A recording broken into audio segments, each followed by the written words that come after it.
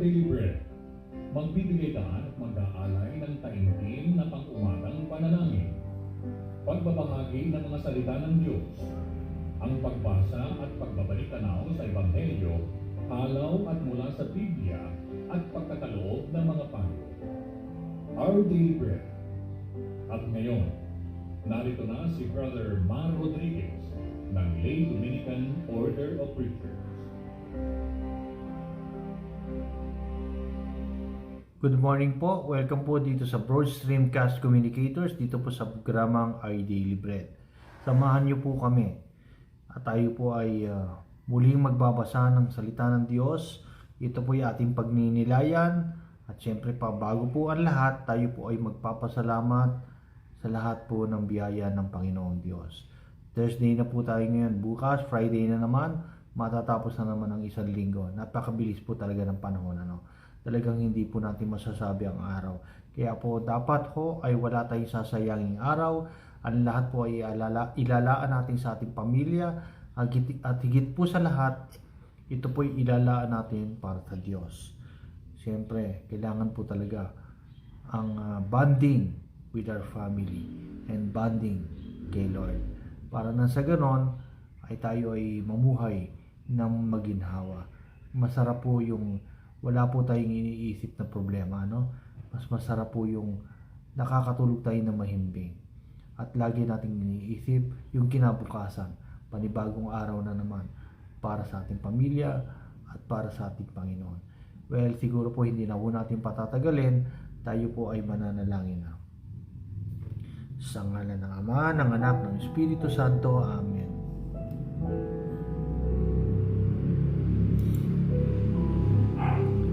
Panginoon naming Diyos, kami po ay nagpapasalamat para sa lahat ng mga biyayang ipinagkaloob mo po sa amin. Hindi na po mahalaga kung maliit o malaki ang mga biyayang ito. Dahil ang pinakamahalaga naman talaga ay ang pag-ibig mo sa amin.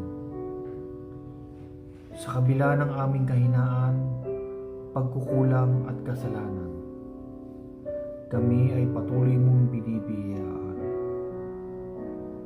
Ipinapanalangin namin, mahal na Panginoon, ang mga taong may karamdaman. Pagalingin niyo po sana sila. Ipinapanalangin din po namin ang mga nawalan ng trabaho at hanap buhay. Tulungan mo po sana sila, Ama, na makabangon mula sa kanilang kinasasadlakan.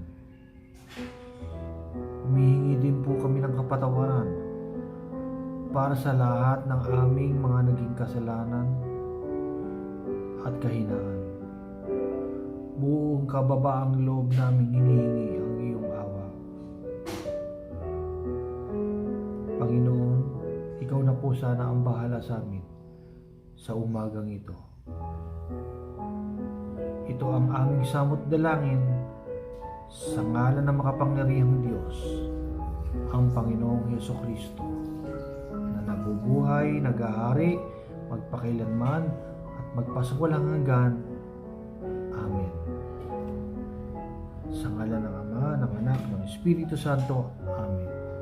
Good morning po kay Miss Conching or Miss Conching Castro. Amen. Amen din po, Miss Conching. Maraming salamat po sa pagsubaybay. At sana po, kami po ay napapanood na sa YouTube. Sana po ay mag-subscribe po kayo. Paki-press lang po yung bell button o bell icon dyan po para po patuloy kayong ma-subscribe ng mga programa po dito sa Broad Streamcast Communicators.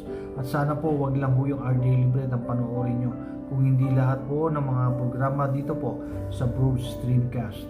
Lalo na po yung programa po ng ating kaibigan si Willie Espiritu, si Mr. Willie Espiritu, ang For Your Information. Pagkatapos po yan ng Our Daily Bread, huwag niyo pong kakalimutan yan. At yung programa po ni Mr. Tony Salaw at ni Kuya Ben Paifon, yan po. Mamaya po gabi naman yun. Ito po yung Your Honor Please.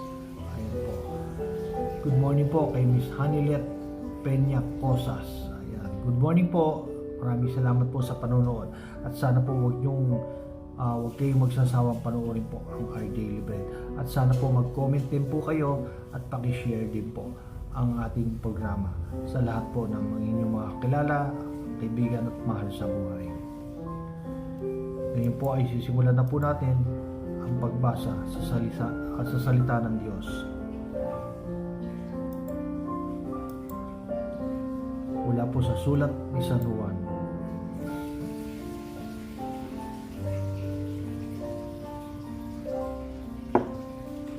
Sumainyo ang Panginoon. Ang mabuting balita ng ating Panginoon mula sa sulat ni San Juan.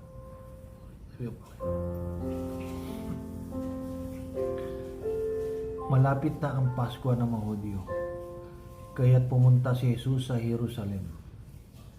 Nakita niya sa templo ang mga nagtitinda ng mga baka, tupa at kalapati, at ang mga namamalit ng salapi.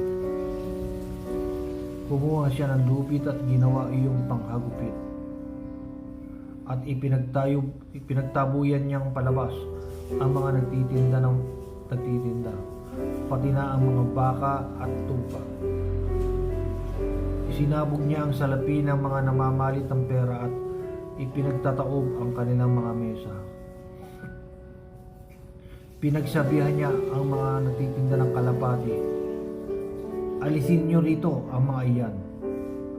Huwag niyong gawing palengke ang bahay ng aking Ama. Naalala ng kanyang mga alagad ang sinabi sa kasulatan, ang malasakit ko sa iyong bahay ang tutupok sa akin. Dahil dito, tinanong siya ng mga pinuno ng Hudyo, anong himala ang may papakita mo upang patunayang may karapatan kang gawing ito? Sumagot si Jesus, gibain ninyo ang templong ito, at sa loob ng 3 araw ay muli ko itong itatayo. Sinabi ng mga Hudyo, 46 na taong ginawa ang templong ito, at itatayo mo lamang sa loob ng 3 araw? Ngunit ang templong tinutukoy ni Jesus ay ang kanyang katawan. Kaya't nang siya'y muling mabuhay, naalala ng kanyang mga alagad ang sinabi niyang ito, at sila'y naniwala sa kasulatan at sa sinabi ni Jesus. Mga kapatid, ang mabuting balita ng ating Panginoon.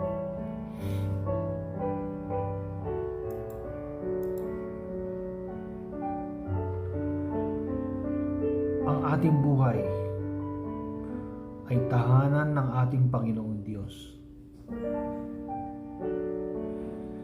Hindi nyo ba alam na ang ating katawang lupa ay tahanan ng ating Panginoon Diyos?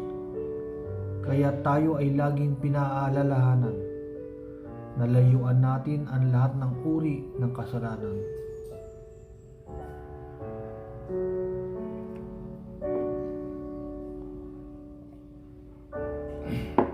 Sa mabuting balita, mababasa natin na pinagtabuyan ni Jesus sa templo ang mga nagtitinda ng baka, tupa at kalapati, at ang mga namamalit ng salapi. Pinagsabihan niya mga ito na alisin nila sa templo ang kanilang mga kalakal at huwag nilang gawing bahay, kalakal o palengke ang tahanan ng kanyang Ama. Pinahahalagahan ni Kristo ang naturang templo bilang bahay ng kanyang Ama sa langit. Kaya dapat nating tandaan na sa tuwing tayo ay papasok sa loob ng simbahan, kapilya o bahay dalanginan, ay kailangan natin itong respetohin, galangin, kagaya ng pagrespeto dito ng ating Panginoong Hesukristo. Minsan, may mga taong nawawala ng paggalang sa simbahan. Dahil sa loob pa mismo nito, sa loob pa mismo ng simbahan, ay doon sila naghaharutan, nagliligawan, at mistulang ginagawang Luneta Park o lugar para sa magsing-iro. Sa halip na sila ay magdasal, humingi ng awa at gabay ng ating Panginoon. Noong araw po kasi wala pa akong mga mall, sa Luneta ang pasyalan ng mga magsing-iro. Kaya laging ginagamit parang yung ginagawang Luneta Park. Nakakalimutan na mga ganitong tao na ang kahalagahan ng simbahan o tahanan ng Diyos sa buhay nating mga Kristiyano. Dahil ang simbahan ang siyang dulugan o takbuhan ng mga taong nahaharap sa mabibigat na pagsubok sa buhay. Mga taong naliligaw ng landas at mga taong nagpapasalamat naman sa lahat ng biyayang ipinagkaloob sa kanila ng Diyos. Hindi nila magawang galangin ang simbahan sapagkat ang sarili nila mismo, ang katawan lupa nila, na pangalawang tahanan ng Panginoon, ay hindi nila kaya ring respetuhin. Ang kawalang galang nila sa tahanan ng Diyos ay refleksyon lamang kung ano ang ginagawa nila mismo sa kanilang mga sarili.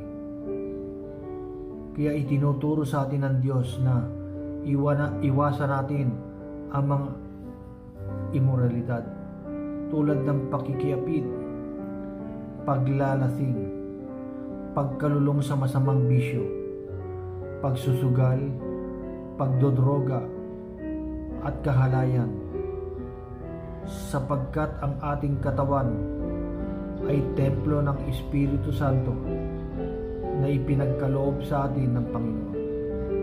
Iyan po ang ating mababasa sa unang Korinto chapter 6 verse 18 hanggang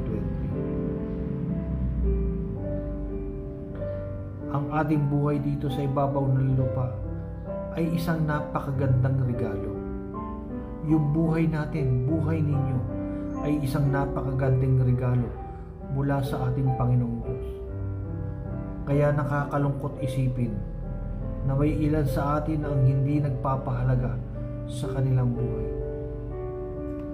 Minsan po sukdulang ibenta ang kanilang katawan para lamang kumita, para lamang magkapera.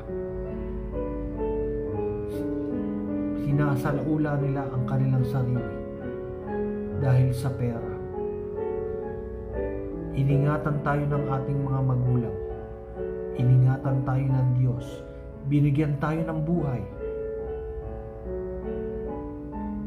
para ma-enjoy natin ang lahat ng kanyang ginawa, ang kanyang creation. Pero ano po ang ginagawa natin sa ating buhay? Sinisira po natin ang ating sarili sa pamamagitan ng pagbebenta ng ating laman, pagdodroga, paglalasing. Hindi naman po masamang uminom, pero ang lahat ng sobra ay masama. Bakit ba may mga taong nasasangkot sa imoralidad, pagkalulong sa sugal, kahalayan, pagnanakaw, pagpatay, at iba pang uri ng kasalanan? May iba rin na sila mismo ang kumikitil sa kanilang buhay. Nagsusuicide sila. Binigyan tayo ng buhay ng Panginoon, pero tayo mismo ang tumatapos. Nilalapastangan natin ang tahanan ng Diyos, gaya ng ginagawang paglapastangan ng mga ngalakal sa ating Ebanghelyo. Pinabaliwala nila ang kanilang sarili o katawang lupa sapagkat dito mismo sa ating katawan nananahan ang Espiritu ng Diyos. Bakit po natin kailangan magsimba? Bakit pa kailangan nating manalangin at tumanggap ng komunyon sa misa? dahil ang lahat po ng sakramentong ito ay pagkain ng ating kaluluwa na magpapatibay sa ating pananampalataya. Kaya sa tuwing lalapastanganin natin ang ating sarili, binababoy po natin ang ating katawan, ay para na rin nating unting-unting ginigiba, winawasak ang tahanan ng ating Panginoong Hesukristo sa pamamagitan ng pagkakasangkot natin sa iba't ibang kasalanan. Gayunpaman, sa oras na mapagtanto at mapagsisihan natin ang ating mga nagawang pagkakamali sa buhay, natauhan tayo na pag-isip-isip natin mali pala yung ginagawa natin. Ang buhay natin na ating sinira at nawasak ay muling inaayos at itinatayo ni Jesus. Binubuo niyang muli ang nagkasira-sira nating buhay. Parang isang kasangkapan na nasira, muli niya itong binubuo at ginagawang bago. Sapagkat ang sino mang makapagkaisa kay Kristo ay isa ng bagong nilalang. Wala na ang dati niyang pagkatao. Sa halip, ito ay napapalitan na ng bago. Iyan po ang sinasabi sa pangalawang Korinto chapter 5 verse 17. Kaya po ang aral na ating matututunan sa ebanghelyo na ating binasa, huwag po natin hayaang masira ang ating sarili. Ingatan po natin ang ating pagkatao. Gumawa po tayo ng tama. Gumawa po tayo ng kabutihan sa ating kapwa. Sikapin po natin na mamuhay ng matuwid, na naaayon po sa kalooban ng Diyos. Hindi po masamang mag-enjoy sa buhay. Ma-enjoy natin ang ating buhay. Pero huwag naman po umabot sa sukdulang masasalaula ang pagkatao natin. Makakalimot tayo sa ating mga sarili hanggang sa makagawa tayo ng kasalanan. Hindi po dapat natin sabihin na enjoy life, pero ang ginagawa po natin ay mga makakasalanang bagay. Mga bagay na makasalanan. Hindi naman po kailangan umabot tayo sa ganun. Manalangin po tayo. Panginoong Hesus, naway tulungan mo po kaming ingatan ang aming buhay na isang napakagandang regalo mula sa iyo. Naway magawa po naming mamuhay ng kalugod-lugod sa iyo dahil ikaw ay nananahan sa amin. Amen. Good morning po kay Miss Eve Ramos. Praise the Lord po, Miss Eve Ramos. Sana po ay mayroon kayong magandang napulot at natutunan sa ating ebanghelyo. Alam po ninyo, napakaganda po ng ating buhay. Napakasarap po ang mamuhay dito sa ibabaw ng lupa. Minsan lang po talaga may mga problema, pero hindi po ibig sabihin yun na gusto tayong pahirapan ng Diyos. Sinusubok lamang ang ating pananampalataya, ang ating pong katatagan. Hindi po nais ng Diyos na tayo ay pasakitan. Minsan talaga may mga pagsubok. Kaya nga ako tinawag na pagsubok dahil lilipas din po yan. Basta't manampalataya lamang po tayo. Huwag po tayong mawawala ng pag-asa.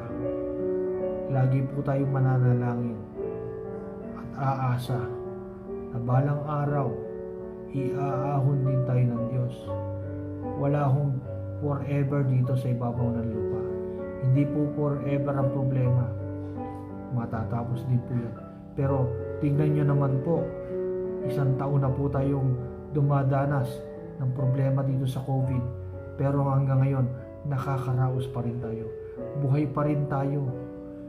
Dahil po hindi ho tayo pinababayaan ng Diyos. Basta't patuloy lamang po tayo na humingi ng kanyang awa. Hingin po natin ang kanyang pagpapala. Hindi po tayo iiwan at pababayaan ng Diyos.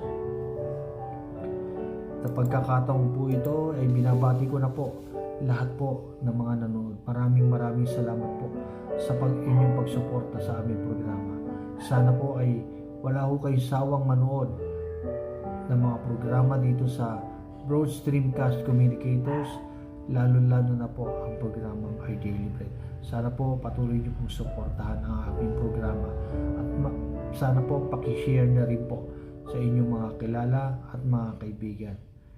At sinishare ko din po ito sa mga members po ng El Shaddai dyan po sa Facebook. Sinishare ko po ito yun sa kanilang webpage at sa mga members din po ng Catholic Faith Defenders. Ayan po, magandang umaga po sa inyo. At sa mga miyembro ng Our Lady of Fatima, yun sa kanilang webpage, at Mother of Perpetual Help. Hi, good morning po sa inyong lahat. Sana po ay wag ko kayo makukulitan pag binabahagi po natin itong ating programa sa inyo. Dahil nais po natin na mabahaginan kayo ng ating gospel ng salita ng Diyos. Muli po, hindi na tayo magtatagal dahil 2 minutes na lang po ang natitira. Muli po, ako po si Brother Mar Rodriguez ng Lay Dominican Order of Preachers. Bukas po magsama-sama po ulit tayo dito pa rin po sa Our Daily Bread, dito po sa Broad Streamcast Communicators. God bless po. Maraming salamat po sa pagsubaybay. Abangan po ninyo ang programa ng ating kaibigang si Mr. Willie Espiritu, for your information. God bless. Jesus loves you. Amen. Salamat po.